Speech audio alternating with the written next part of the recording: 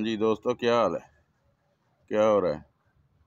तो चलें, आज की वीडियो हम एक बहुत ही ऐसी चीज़ उगाएंगे जिसकी हर किचन में बहुत ज़्यादा ज़रूरत होती है। बल्कि अगर मैं कहूँ कि रोज़ाना वो चीज़ हमें चाहिए होती है तो गलत नहीं होगा। तो चलें, आज अपने किचन के लिए धनिया उगाना सीखते हैं। देखते हैं धनिया कैसे उगाते हैं, इसके लिए हमें कौन कौन सी चीज़ की ज़रूरत होती है। चलें, पहले तो देखते हैं सीड कौन सा हम इस्तेमाल करेंगे। ये मेरे पास दो किस्म के सीड हैं। एक तो ये मैंने अपने किचन से लिया है, ये जो पीले पीले से रंग का आपको नज़र आ रहा हो, और एक ये सीड है, ये मैं नर्सरी से लेके आया था, जिधर से मैं पौधे लेके आता हूँ। तो ये हाइब्रिड सीड है और ये आम सीड है जो किचन में हम इस्तेमाल करते हैं, ग्रॉसरी शॉप से हमें मिल जाता है। तो ये दोनों ही ग्रो कर जाते हैं, लेकिन ये वाला जो है, ये सीड जो है बाज़ार वाला, ये किचन में इस्तेमाल करने वाला, ये बाज़ का शायद पुराना होता है और बाज़ का इसकी खुशबू को कम ज़्यादा करने के लिए वो सुना है भूनते भी हैं। तो बाज़ का तो ये बड़ा अच्छा ग्रो कर जाता है अगर फ्रेश मिल जाए तो, लेकिन बाज़ औक़ात ये जर्मिनेट नहीं भी करता। तो इसलिए आज मैंने ये वाला, ये जो रेड रंग का नज़र आ रहा है, ये वाला सीड लगाने का सोचा है। तो हाँ, अगर आपने ये वाला सीड भी लगाना है तो इसको ये देखें, दोनों हाथों से मसल लेना है अच्छी तरह। ये पूरा नहीं होना चाहिए, ये इसके दो दो पीस हो जाएं ज़्यादातर के, क्योंकि इसके अंदर सीड होता है तो जर्मिनेशन करते हुए देर लग जाती है इसको। तो ये सीड मैंने रात को पानी में भिगो दिया था।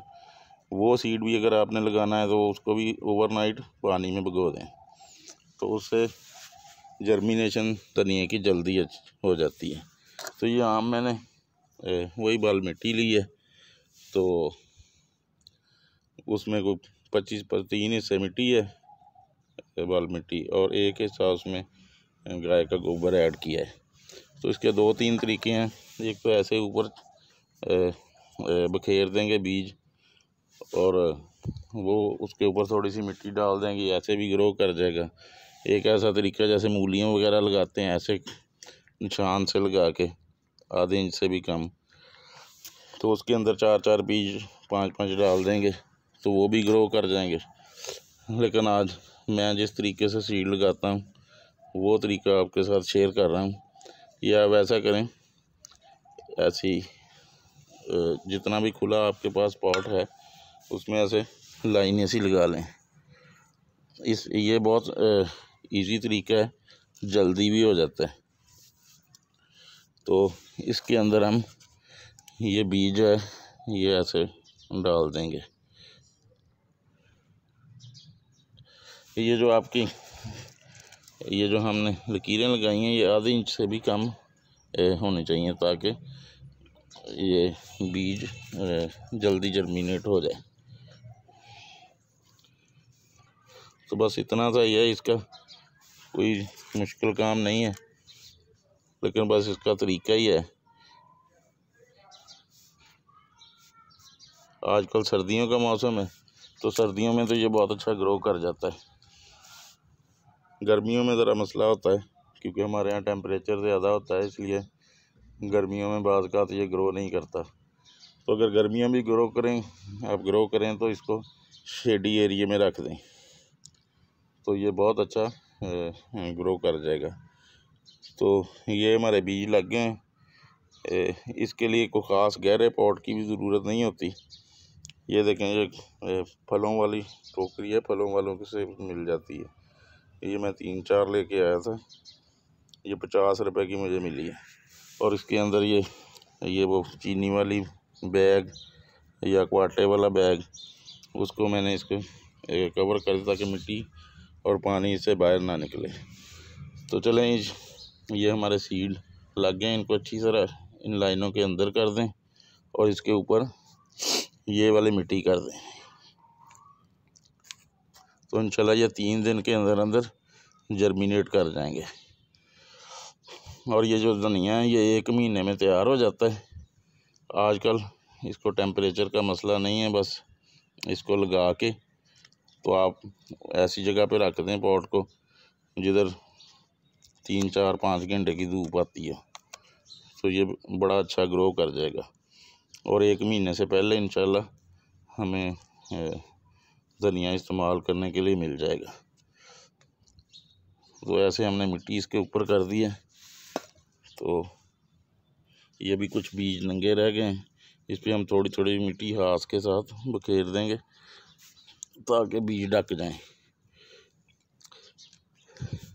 इस टोकरी में जो मिट्टी है उसको मैंने सुबह गीला कर दिया था ताकि इसको ज़्यादा पानी ना देना पड़े, क्योंकि ये बीज धनिया का हल्का होता है और अगर इसको ज़्यादा पानी देंगे तो ये डिस्टर्ब इधर उधर हो जाएगा, तो ये अच्छी तरह से जर्मिनेशन नहीं होगी।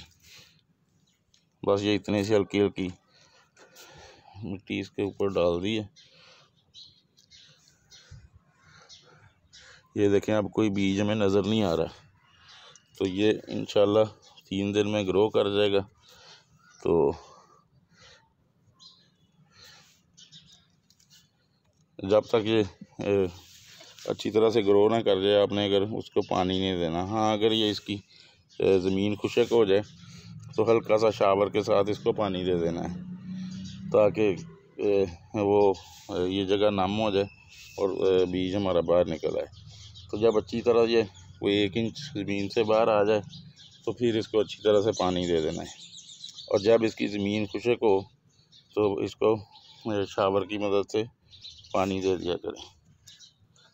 ये डायरेक्ट आपने पाइप वगैरह से पानी नहीं देना, इसको बस थोड़ा सा पानी लगेगा क्योंकि ज़मीन नीचे से पहले ही गीली है, तो ये इतना पानी बहुत है। हाँ, बाद में भी अगर कोई बीज वगैरह आपका ऊपर आ जाए, ऐसे ये कुछ नज़र आ रहे हैं, तो इनको आप मिट्टी से ढक दें। चलें जी, ये हमारा धनिया लग गया है, बस इतना सा काम था। तो ये मैं पहले क्यारियों में धनिया लगाता हूँ, ये इसके के पास बैठा मैं वीडियो बना रहा हूँ। ये देखें, ये 20-25 दिन पहले लगाया था, तो ये कितना अच्छा तैयार हो गया।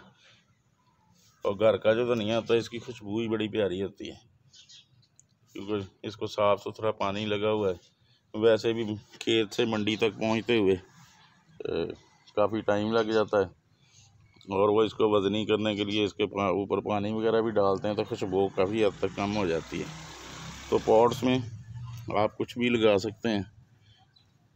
ये देखें, ये माशाल्लाह बड़ी अच्छी मूलियाँ तैयार हुई हैं, वो पीछे बैंगन लगा हुआ है। तो चलें जी, वीडियो लंबी हो रही है, आज के लिए इतना ही। बस इतना के बाद आप ये टोकरी ले आएँ या कोई बर्तन टोकरी वगैरह हो जाली वाली, उसके अंदर कोई ऐसे प्लास्टिक की बोरी काट के रख के उसमें मिट्टी डाल के तो धनिया लगा लें।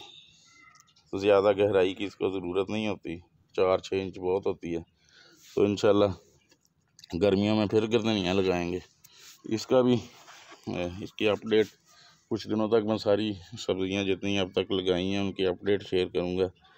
तो उतनी देर तक, कुछ दिनों तक ये भी ग्रो हो जाएगा, तो इंशाल्लाह ये भी मैं आपको दिखाऊंगा। ओके जी, अपना बहुत सा ख्याल रखें। टेक केयर, गुड बाय, अल्लाह हाफिज़। Thanks for watching my video. Like, share and subscribe Gardening Planet.